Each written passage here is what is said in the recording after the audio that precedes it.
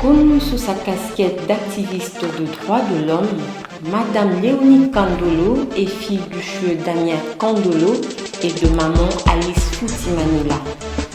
Née à Kinshasa, Léonie Kandolo est mère de 3 enfants, dont 2 biologiques et une adoptive. Je suis bien sûr Léonie Kandolo, je suis la fille de Damien Kandolo Lopepe qui est décédé, qui était un politicien en RDC, et ma mère qui est toujours en vie, qui s'appelle Alice Futimanila. En gestion marketing à l'Institut des hautes études économiques et sociales à Bruxelles, Madame Kandolo a travaillé à Sosacom, puis à Lubumbashi où elle dirigeait une imprimerie, et plus tard, elle se décidera de faire son adhésion dans l'activisme suite à sa vision de toujours défendre la population. Je suis diplômée en gestion marketing de l'Institut des hautes études économiques et sociales de Bruxelles. Ensuite, je suis rentrée, parce que j'ai passé toute mon enfance et toutes mes études en Belgique. Je ne rentrais que pour les vacances. À la fin de mon parcours académique, je suis rentrée en RDC, à Kinshasa, et j'ai commencé d'abord par travailler à la Sosacom. Ensuite, je suis partie travailler à Lubumbashi où je dirigeais une entreprise qui s'appelait Impaza, une imprimerie, une assez grande imprimerie où il y avait 120 personnes qui travaillaient. Et c'est seulement après cela que je me suis décidée à rentrer dans l'activisme et à rentrer dans la société civile, voyant les souffrances qu'il y avait dans la population, et notamment par rapport au VIH/SIDA, parce que c'est par cette porte-là que je suis rentrée dans l'activisme.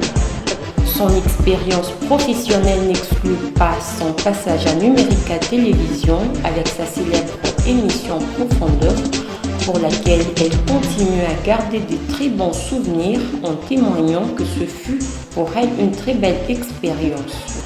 C'était une très très bonne expérience parce qu'en fin de compte, j'ai rencontré monsieur Kibambi Shintoa un petit peu par hasard, justement parce que c'était la période des femmes, le mois de la femme il y a quelques années, il y a déjà longtemps maintenant, et en fin de compte on s'est trouvé des points d'intérêt et il a trouvé intéressant que je participe à cette émission où il y a des éminents professeurs, moi qui n'en suis pas, dans des débats par rapport à la société, par rapport à la communauté. Et je pense que c'est une émission que j'admire beaucoup parce que c'est une façon très libre de parler de la société et des problèmes très importants de la société, qu'ils soient politiques, qu'ils soient sociaux, qu'ils soient plus larges, historiques également. Et vous pouvez communiquer votre pensée, votre vision à travers cette émission.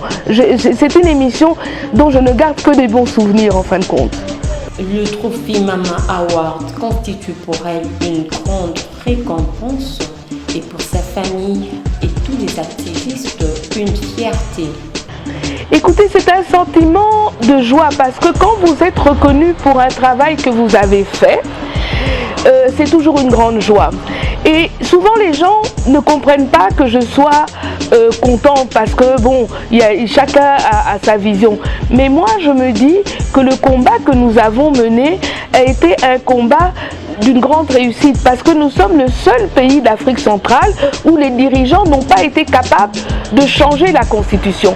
Elle encourage non seulement les femmes, les jeunes filles, mais aussi les hommes à rester attachés aux valeurs, car la réussite et la victoire n'est jamais facile. Oui, disons que comme mot de la fin ou comme message, surtout à la jeunesse, aux jeunes filles, aux jeunes garçons aussi, parce qu'un pays est fait de jeunes garçons et de jeunes filles,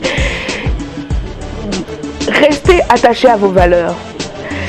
Le plus grand combat, la plus grande réussite dans un combat, c'est d'être allé dans un combat, d'avoir gardé ses valeurs et d'avoir gagné. Et je pense que vous devez vous dire que la réussite n'est jamais facile. La victoire n'est jamais facile et surtout ne le faites pas pour recevoir des récompenses des hommes. Faites-le parce que vous avez votre vision, vous voulez un Congo beau, démocratique et vous voulez un Congo où les gens pourront vivre en liberté en jouissant des biens de ce pays.